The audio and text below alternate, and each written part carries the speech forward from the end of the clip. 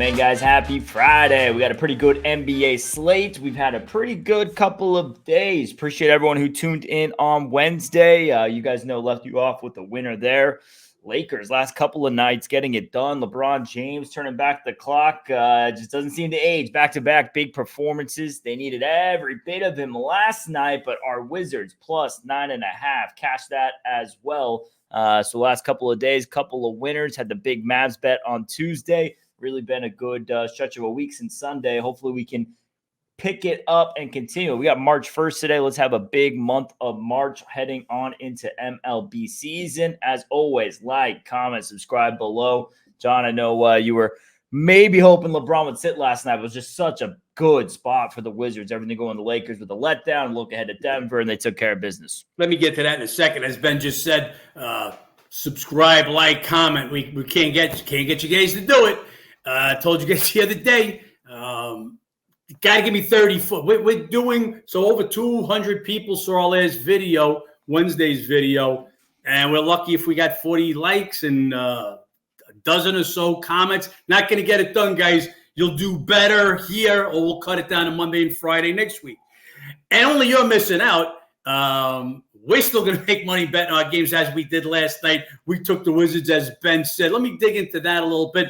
Most of you guys know we're betting ahead of time. So we're betting the Wizards. When we bet the Wizards yesterday, we had a bet on the assumption that if LeBron doesn't play, because it was going to be back-to-back for LeBron coming off that tremendous fourth quarter that he had the night before for us against the Clippers. That's a game that we won. So we had to think there was a better than 50-50 possibility that LeBron would be out. Now, if we wait for that info, that line's going to go down to 7. So again, my lean was that I thought he was going to be more doubtful than playing. So we had to take the 9.5, and that's the only time in injury that a line will go against us, as you saw that line tick up to 10.5. The spot was so good. Normally I won't do that, but the spot was so good. Didn't want to miss the points. As Ben said, you had a Laker team that going into last night, 3-8 against the spread on no days rest.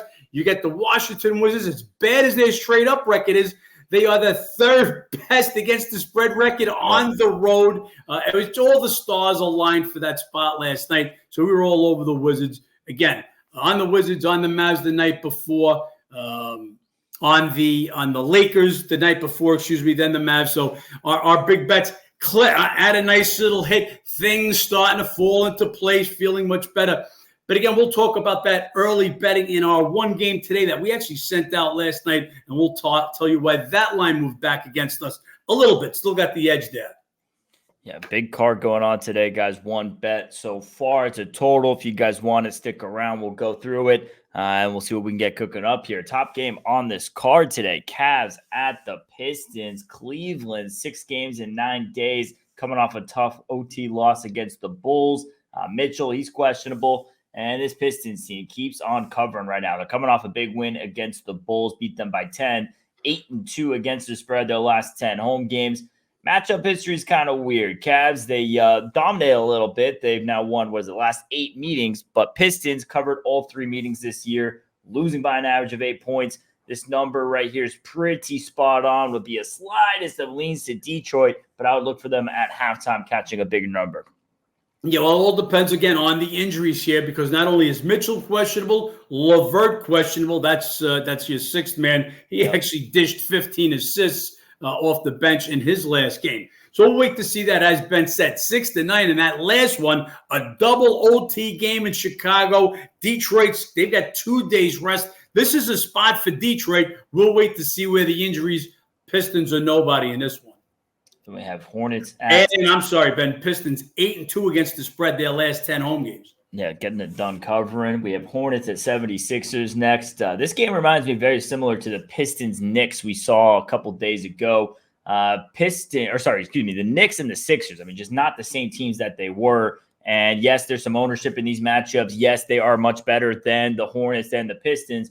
Can't get them double-digit favorites. They're not still this big of they're not what they were. Charlotte, bad spot. They lose a couple games in a row against the Bucks. Played them a bit tighter last night. It is 4 City in 6 days. Just can't get this number this high. Philly just 1-7 straight up against the spread their last 8 home games. They deserve to be a favorite. I don't get to double digits. Would be Hornets or nobody. Tough to want to back one of the worst teams in basketball. Absolutely, Hornets or nobody. Even though it's back-to-back 4th and 6 for Charlotte, the last 2 games they played against Milwaukee, total beatdowns. But playing decent basketball prior to that, they had won 5 of 6 games before this getting destroyed by the Bucks in the last 2 games. And as we said, you could see Bucks just starting to get that post All-Star game team ready for the players. But yeah, just a lot of points here for a Philly team that cannot win. They cannot win without Embiid. They are now 7-17 this year without Embiid. Where I had the 76ers rated at the beginning of the year with Embiid, they're off about 9 points now. It's ridiculous. At home, they've been ugly. What do we got? 1-7 straight up and against the spread their last 8 games at home.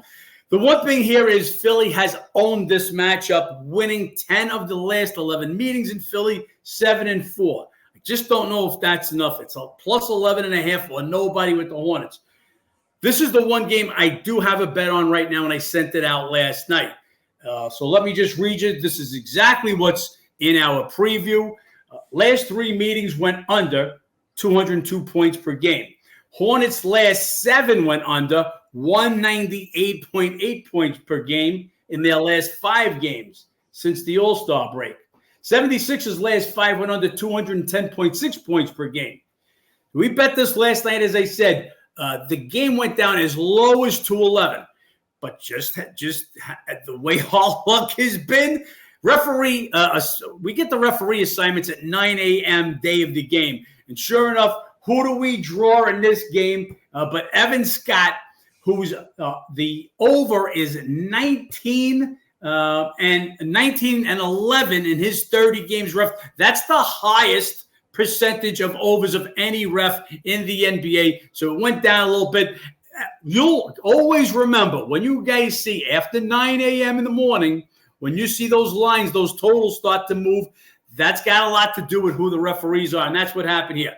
Still at 216. We went under 216 last night. Still have the edge in this. I still like the under. Obviously, would like Evan Scott to break a leg or something and not be the ref tonight's game. But this is the way the luck has been. So we're sticking with that one. Not as big an edge, but still like 2 teams that can't score. And again, when we always say, when you're taking 11.5 with a game that's got a total in the 240s is one thing. You got to take in the 2 teens. That's a whole different else. Hornets under or nobody, and that's it. We have Mavs at Boston. Mavs coming off a really tough spot. They get it done against Toronto. Luka, another solid night. He is questionable tonight. Obviously, can't bet this Mavs team without knowing if Luka Doncic is in or out. Then you have the Celtics team coming off a cruise of a win against that Sixers squad. They've now won 9 in a row, 5-3-1 against the spread. They've covered all 3 since the break. As far as the matchup history, it's been all Boston recently, winning and covering the last 3 meetings. Just got to see what's going on here with Luka in this game. How high do they go if he's in? How high do they go if he's out? How low do they go if he's in? Can't really give you guys much more on this. Would want Boston if he is in and it goes low enough. Yeah, I'm looking at some movement right now. We'll be able to tell you guys in a minute or so whether Luka's in. Games are coming off. That game is actually coming off the board as we speak. Great timing, Ben, to get to the Dallas-Boston game. And that's what it's all about. It's all Luka is, look, with Joel Embiid, just mentioned the Philly game, out, he now doesn't qualify. So Luka Doncic has the highest scoring average in the NBA. Luka he's got to be mentioned in the MVP conversation. It's got to be him, Jokic, SGA. I'm not saying it's in that order, but those 3 guys got to be in there, and Luka's got to be in there. And none of those guys are American, by the way, just to give you an idea of where we stand as far as. But anyway, with that being said, look at the Mavs' record without Luka. 3-5 straight up, 4-4 against the spread. What does that tell me? That tells me that that's an overlay that the line makers will try to make it too much. I'm giving Luka 4.5 points. We'll see whether he's in or out One other thing in this game, Celtics have Warriors coming to town next. Believe me, they still have an eye on the Warriors, who knocked them off a couple of years back in the finals.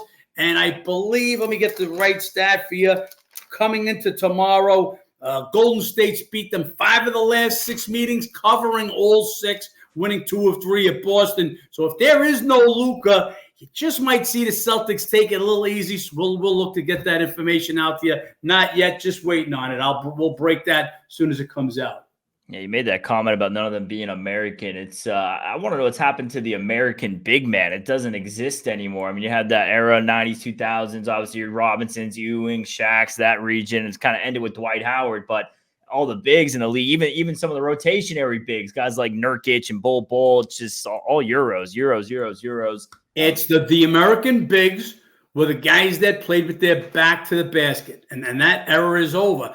Your bigs have even got to shoot threes. It's a different league now, and then that's just what it is. And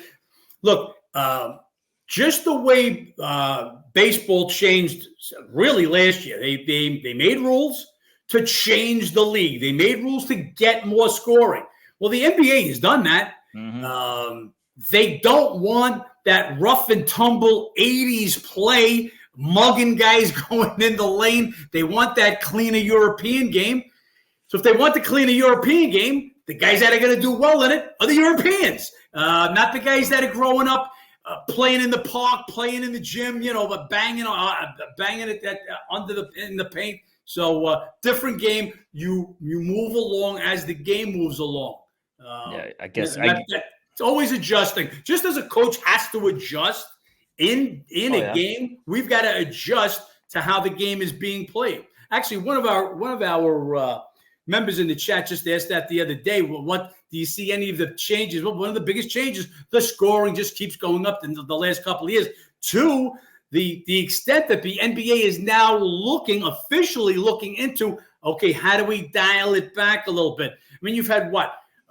Embiid drop a 70, Luka drop a 70. I mean, at what point is it too much? Yeah, I don't want that 88-86 Bulls-Knicks game that I used to see.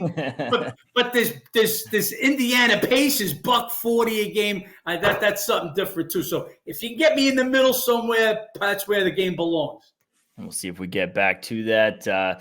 This is kind of the reason for that change. Next matchup, Warriors at Toronto. Golden State obviously kind of started that, changed the way the game of basketball has been played, and they've been playing good basketball lately. Coming off another one against the Knicks last night, keep getting it done. Curry, he was shooting bad. He comes back with a pretty solid game. Still didn't shoot too efficient, but got it going there. 31 points in that one.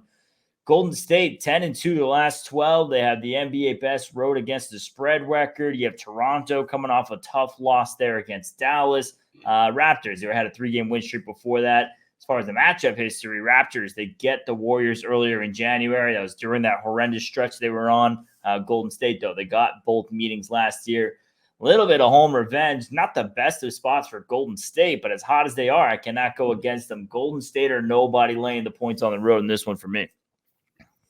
You can't bet against Golden State right now. We always talk about stay away from the hot team. Okay, and don't try to jump on the falling knife. Don't try to catch the falling knife. And just Warriors.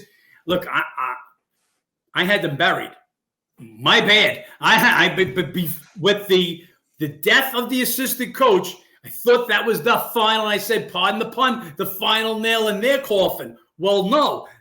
Since Dre's come back, this team is just totally different. And now you got CP3, add him back into the mix. He's coming off the injury. So even with Wiggins out with a personal issue, I think he's going to be out again tonight. They're still deep enough with Paul coming off the bench, Gary Payton Jr. back. They've got Clay coming off the bench, so they got a nice little bit of a second unit. Kuminga, this kid's getting better and better and better.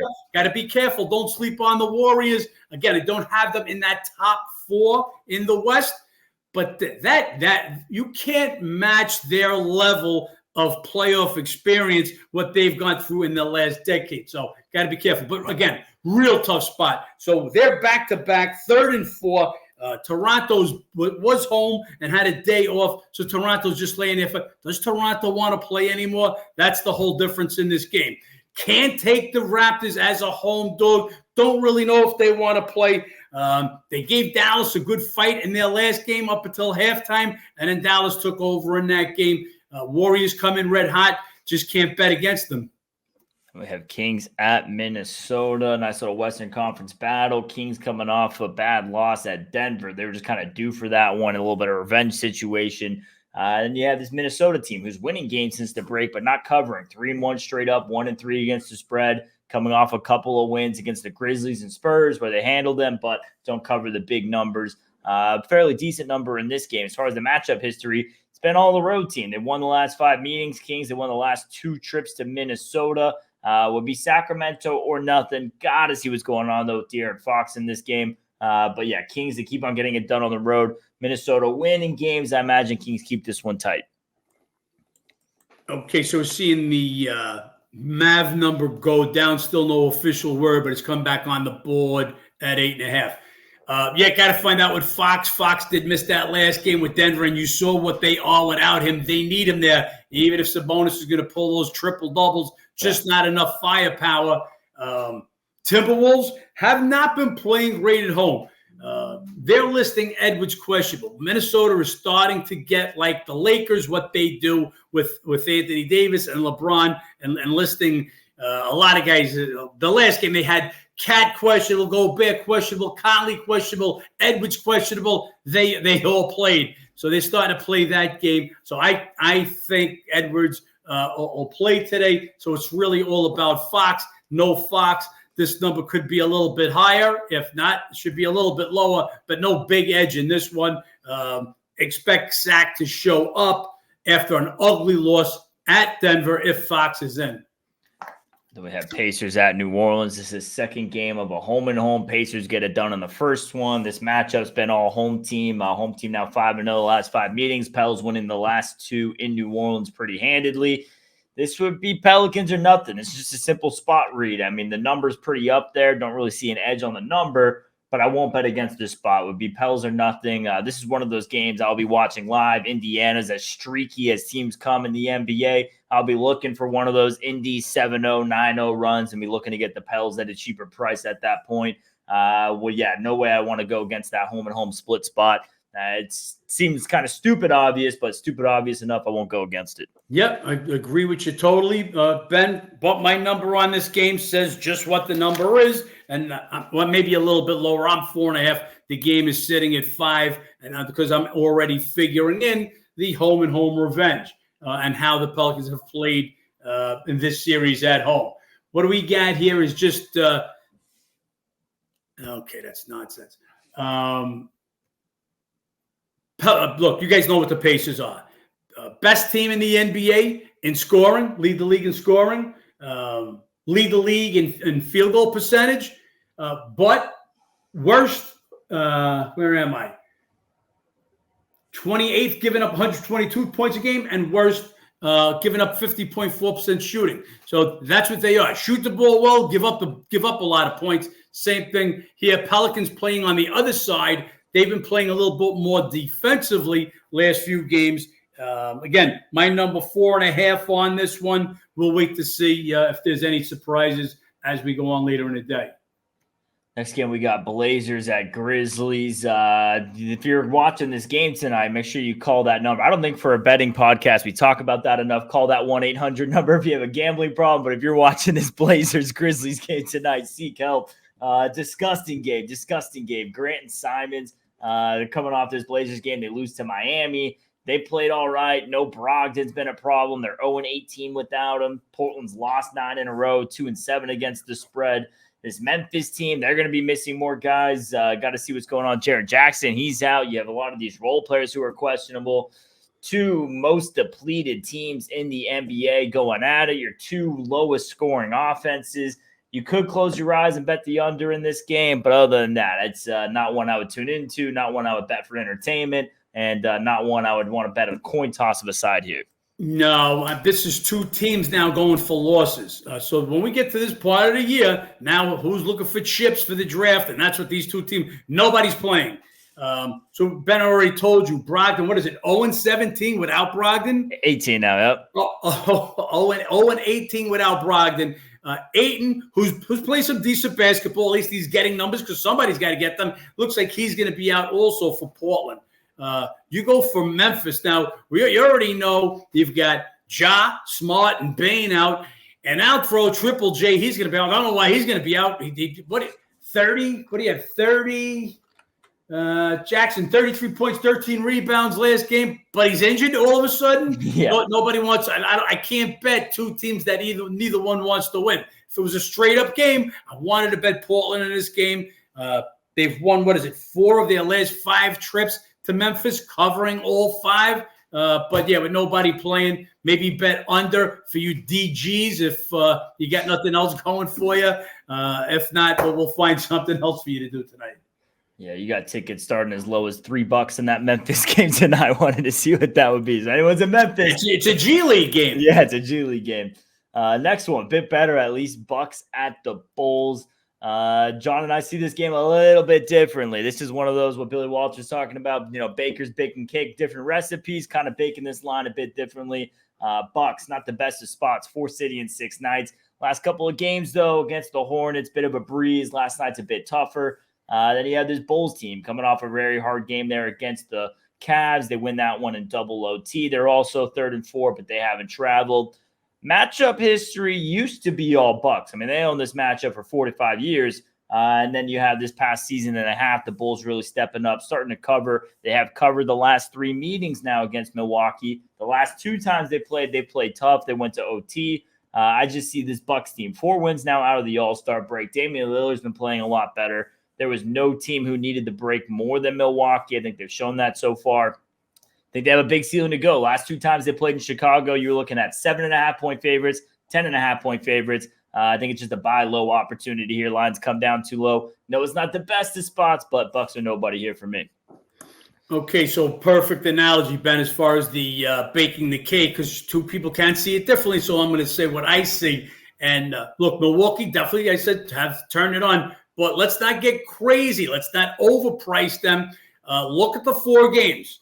We had Milwaukee Bucks in the second half. They trailed in the first half at Minnesota the first game back.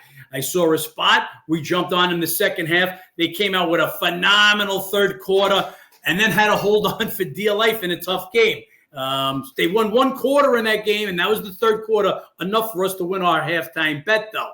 Since that game, they went and beat up Philly without Embiid. We just told you what about Philly. And they beat the Hornets twice. These are 2 of the other worst teams in the NBA. So while I could see the improvement, I think Lillard still had a bad shooting night. He had that All-Star break. He had another game that was good against Philly. I believe it was the first half of the Timberwolves game. I think it was 1 for 9 shooting. He turned it on the second half. So still not so.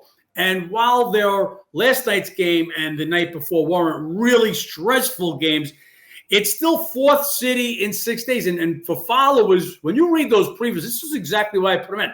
It's 4 plane trips in 6 days. I don't know how many of you guys have been on a plane trip. But when you get on a plane trip and it's a couple hours and it's get your luggage, you get there early, get your luggage, you go back and go to a hotel, and it's a it taxes you where the Bulls have been home since the All-Star break. So 4th and 6, it is back-to-back.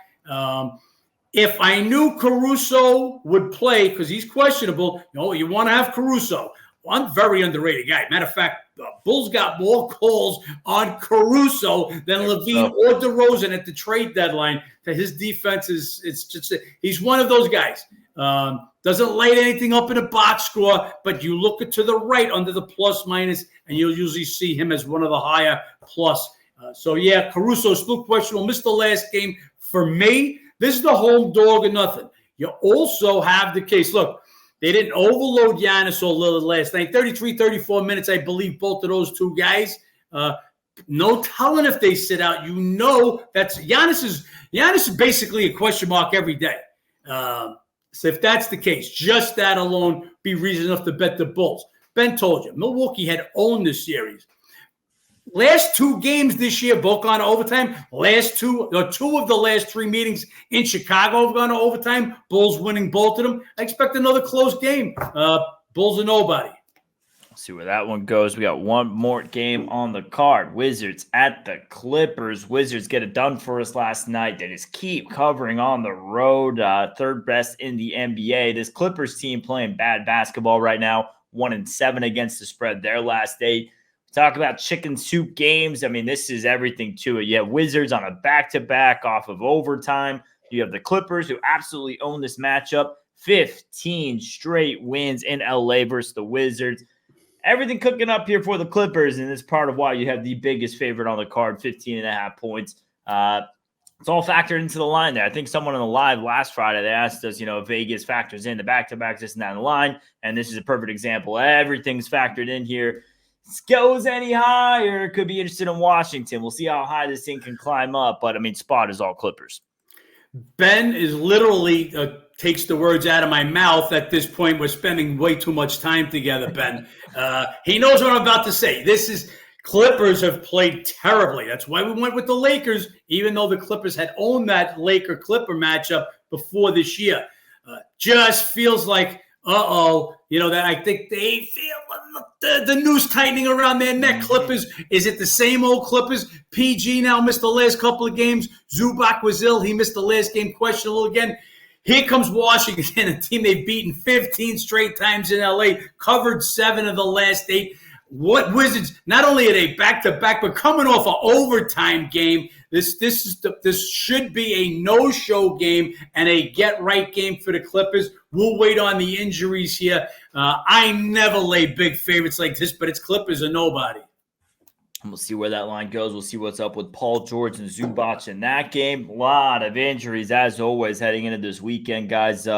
Just some of the big names. You got Paul George, guys like Ayton, who's going to be out, Luka Doncic, De'Aaron Fox, Donovan Mitchell, big question marks. Obviously, some big guys already ruled out. If you guys want all that information throughout the day and the weekend, because we're not here on Saturday and Sunday, make sure you guys go to massaedge.com or download the Massa Edge app. You guys will get that and whatever bets we get added based on that info, John. Yep, that's it, guys. One more shot. Got to get us. You got to get us 70 likes. You got to get us 30, 40 comments. If not, guys, we'll cut it down to Monday and then Wednesday and Monday and Friday starting next week. Don't want you guys to miss out. This is the great time of year. I'm going to tell you why. There's just a little bit more time. Well, you know what today is, March 1st? Little bit more attention being paid to March Madness right now. So there's going to be some spots here. Always is at this time of year. You want to become a member. You certainly want to at least watch the show, the podcast. So look, I don't know what it takes for somebody, like I said, to just write 15 different. I could do it. There's 15 different hands clapping, hands jerking off, something. You can throw some. But hey, again, can't do it. So this is what I need. Like I said, we do all the work for you guys. Try to bring you an entertaining, informative show, run down the NBA. And if we can't get that reciprocation, we'll cut it down to Monday and Friday. We appreciate the loyal guys who do tune in every day. Please give us a little pat on the back. Help us like, comment, subscribe below. And other than that, hey, let's make some money. Let's make some money.